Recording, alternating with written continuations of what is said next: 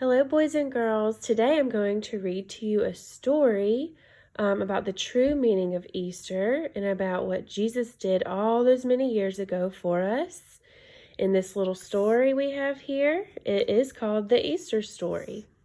And at the end of this book, there will be some activities that you could do with your parents later and go maybe rewind the story and see what you can find in it afterwards. But here's our front cover. The Easter story is what this is.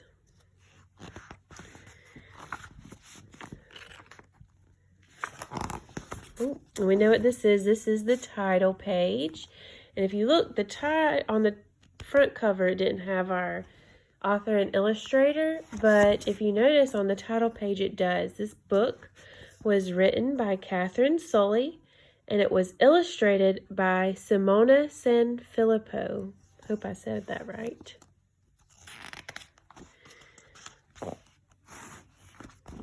Here we go. It was a long, dark night. Jesus was in trouble. Some people said he was the king of the Jews. King Herod didn't like it. While Jesus prayed, Peter, James, and John sat under the trees keeping watch. So there's Jesus. He's praying. And while he was praying, but Peter, James, and John were supposed to be keeping watch. But one by one, they fell asleep. So instead of helping and keeping watch, they fell asleep. Before sunrise, Jesus saw another disciple coming. It was Judas, with a crowd carrying torches and swords. Jesus woke the disciples. "Hello, Master," said Judas, and he kissed Jesus on the cheek. Now the priests knew which man was Jesus.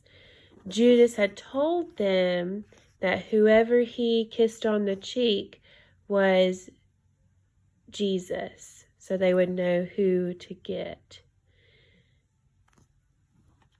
And that was the way they greeted each other back then too. Jesus was arrested. Peter swung his sword, but Jesus told him not to fight. Peter, James, and John ran away.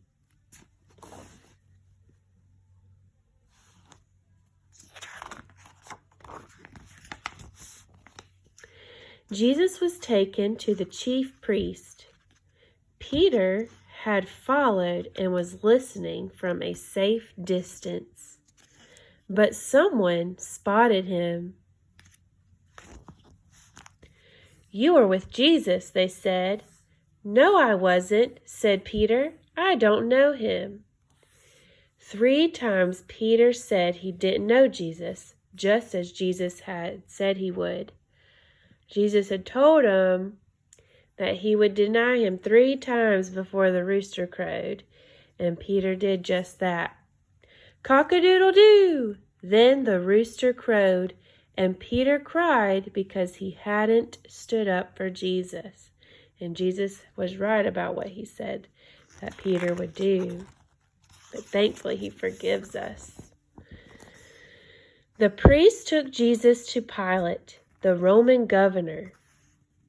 "Are you the king of the Jews?" Pilate asked him. Jesus said nothing. Pilate asked the crowd, "What has he done? He's hurt no one." But the crowd was angry. "Who shall I let go?" asked Pilate. "Barabbas, the murderer, or Jesus, King of the Jews?" "Let Barabbas go," they cried. Pilate was amazed, but he let Barabbas go. Boo! So they're all booing Jesus, even though Jesus never did anything wrong. But he came to be the ultimate sacrifice for all of our sins. The crowd made fun of Jesus as he was taken to a hill called Calvary. They put a crown of thorns on his head, and he had to carry his cross all the way up to Mount Olive. Jesus was nailed to a wooden cross between two thieves. "If you are the Son of God," said the mean thief, "why don't you save yourself?" "What has he done? He's hurt no one," said the kind thief. And he was right. He hadn't done anything at all. He was innocent. But he took the punishment for us. At midday, the sky went dark. The darkness lasted for 3 hours. "God, forgive them," Jesus cried. "They don't know what they are doing." So even though the people were being mean and wanting him to die like that, he still asked God to forgive them. At the same moment, the earth rumbled and Jesus died. A Roman soldier was standing guard. "He really was the Son of God," he said. So he witnessed that mighty moment. That evening, a man called Joseph took Jesus' body to a stone tomb. He washed Jesus and dressed him in clean clothes. Then he rolled a heavy stone over the opening of the tomb. So this was the tomb, and there was a big stone that rolled in place. So it would have taken a bunch of people to move that stone. That's how heavy it was. And they even had 2 guards guarding it to make sure that nobody came to get him. Soldiers came to guard the tomb. See right there. They're guarding it. All this time, Jesus' friends, Mary Magdalene and Mary from Galilee, were watching. So they watched as they closed the tomb. 2 days later, so it was 3 days total. Mary Magdalene and Mary from Galilee came back to the tomb. The soldiers were gone. The stone was rolled away, and the tomb was empty. A shining angel said, "Don't be afraid. Jesus is alive."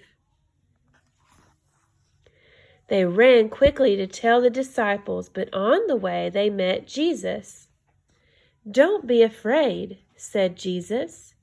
"I will meet the disciples in Galilee."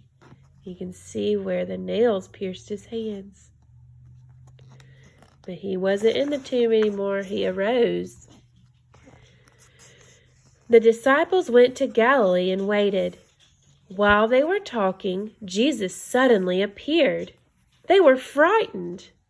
Of course they were frightened. Wouldn't you be frightened if someone you thought that you loved so dearly, you thought they were passed away, you saw them die, but then here they were, and here he is, alive and well.